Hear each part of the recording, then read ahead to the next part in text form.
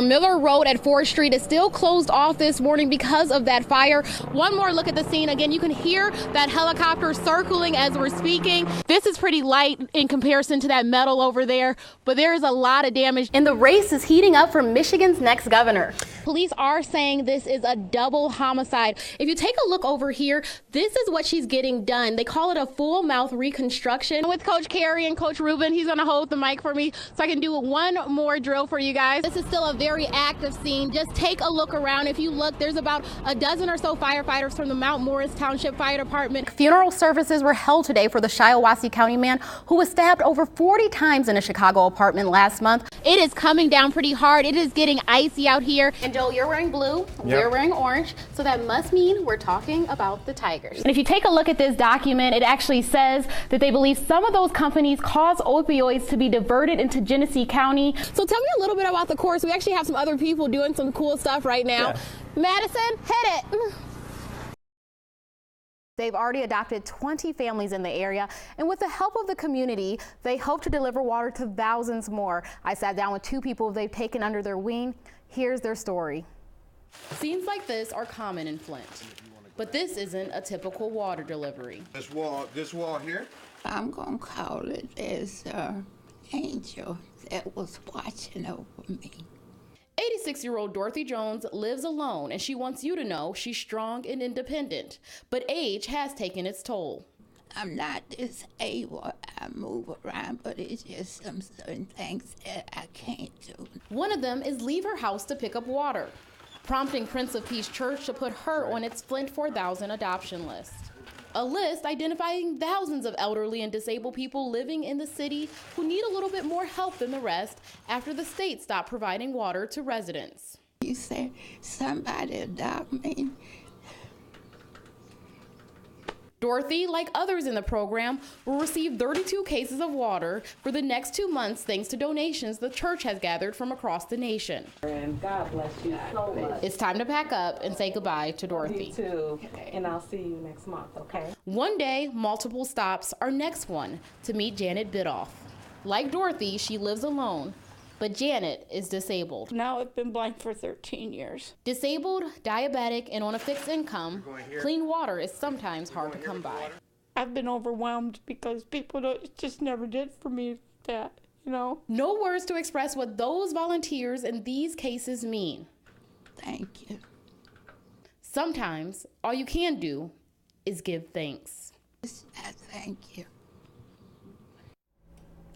So emotional, and people have been asking me, how in the heck do you find 4,000 people? Well, they had a list that was already made from the city and state when the water pods were still open, and they used that list to deliver the water. Residents I spoke to this morning say they will never trust the water, and now that those pods are closing by this Friday, they have to look for another source to find their water. Check out this U-Haul right here. First Trinity Baptist is donating this to people, but it will probably be gone by the end of today. How are you? Lines wrapped around Beach Street in downtown Flint to pick up water, thanks to hundreds of cases donated to First Trinity Baptist Church. We've been passing out water every week since then, since 2016. But obviously now with the pods closing, there's a more diverse need. Bottled water in high demand and in short supply. This after the governor announced Friday bottled water would no longer be supplied by the state due to decreased lead levels. A move Northside Flint resident Karen Natelin is calling heartless. No, we don't trust them, and now they want to get rid of the water. What they trying to do, take a vacation on us? With water pods expected to close as early as this week, residents like Randy Alexander are now turning to churches to get what they need. I got people across the street that don't have a vehicle that can't get water, and I'm trying to get it for them. Volunteers and church leaders were on site throughout the afternoon packing up cars. Something longtime Flint resident Marcus Lewis appreciates. And the church has been bagging us ever since it happened. Church leaders say they will provide water to residents even after the pods close. They were there in the beginning, and they'll be there at the end.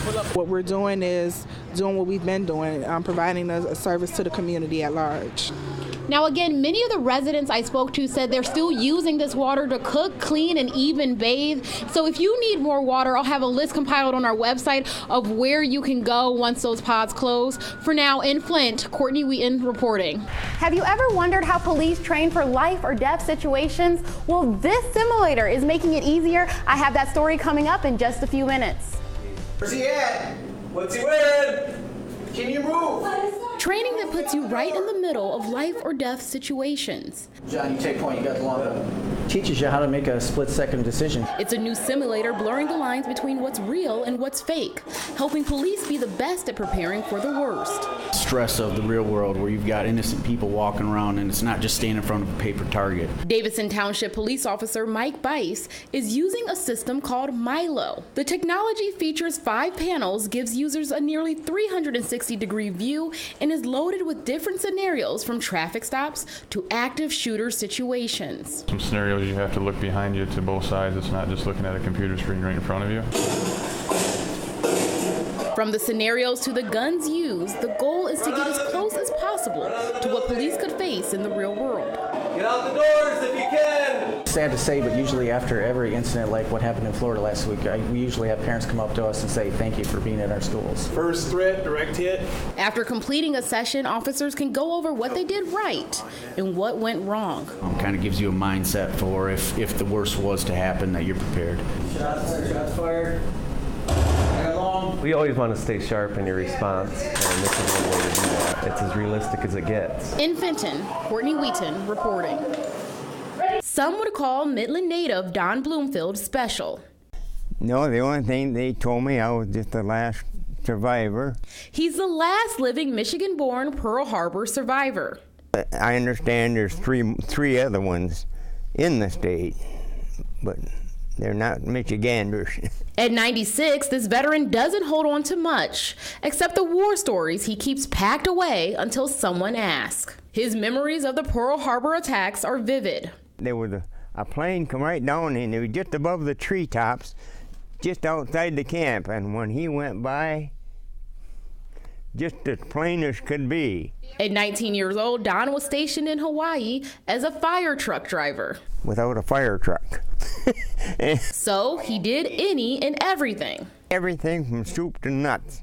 On December 7th, 1941, his duty was to move sandbags. When we come back out to go back and get another load, there was a flat top truck ahead of us loaded with bodies.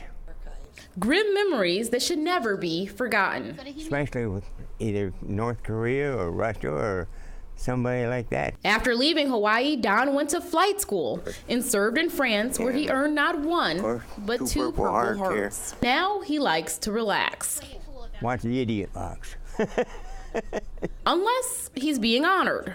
Last year, the governor paid tribute to Don on the House floor in Lansing. Don also attended a Lions game where he was recognized during halftime. Went out and had a nice dinner, so forth, and that was about it. Watched a good football game. Watched the Lions win a game for a change.